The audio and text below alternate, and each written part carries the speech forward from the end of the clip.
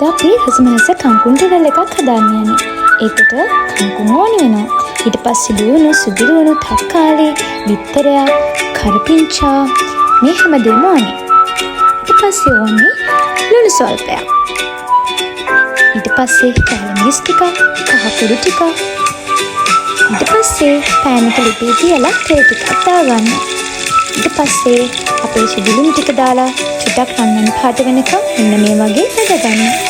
ඊට පස්සේ කපාගත්තු ලුණු, කරපිංචා එහෙම එකතු කරලා චුට්ටක් අපි මිශ්‍ර කරනවා. දැන් නම් ටිකක් රන්වන් පාට වෙලා. දැන් අපි කපාගත්තු කංකුම් ටික මෙන්න මේ විදිහට ටික ටික එකතු කරගන්නවා.